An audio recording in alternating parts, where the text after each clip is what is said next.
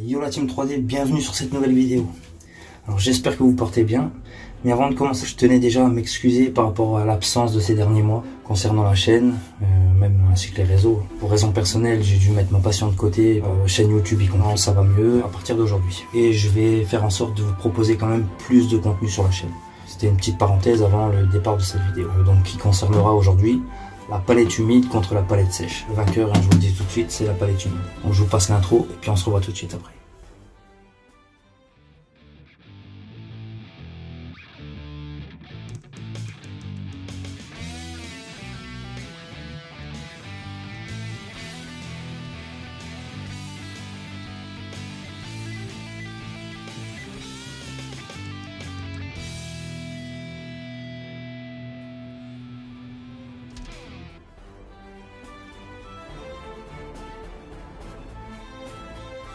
On va commencer par la présentation générale des produits.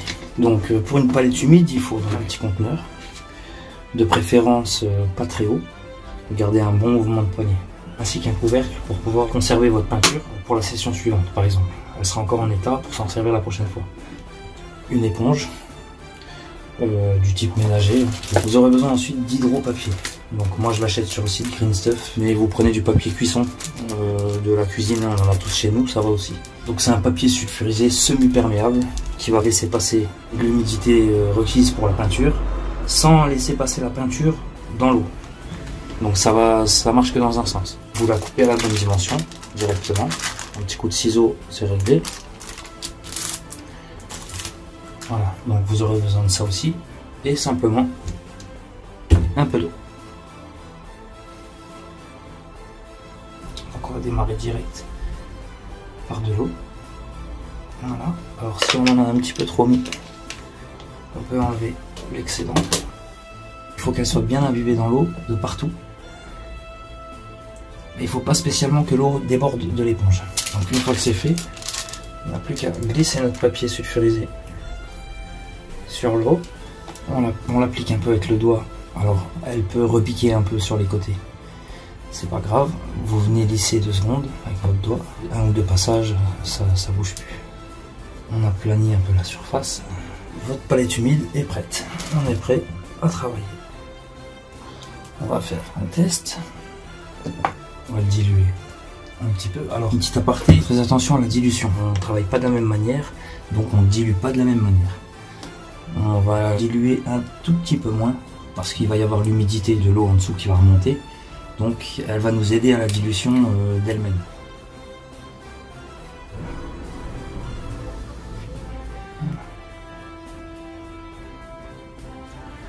On va faire la même chose pour la palette sèche.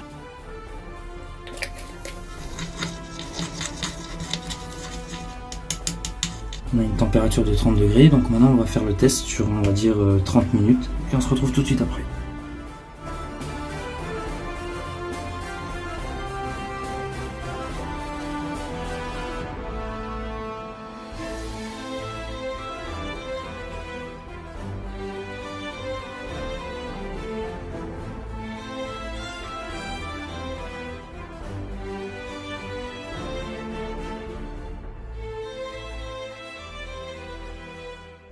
Alors on a laissé 40 minutes au lieu de 30 et on va voir le résultat ensemble. Le mélange n'a pas bougé, on est vraiment très liquide. Et ça va rester frais pendant des heures, une bonne journée, allez au moins 24 heures, c'est possible. Moi je déconseille de garder plusieurs jours, même si ça se fait, apparemment. Alors par contre, pour la palette sèche, on est déjà sur un tout autre résultat. J'ai déjà formé une pellicule au-dessus. On le voit bien, c'est déjà beaucoup plus épais. On commence à croûter, faire une peau sur le dessus, c'est pas le top. Donc on voit clairement la différence entre les deux. Bon, 40 minutes, ça n'a pas été non plus suffisant, parce qu'il y avait quand même une bonne dose de peinture.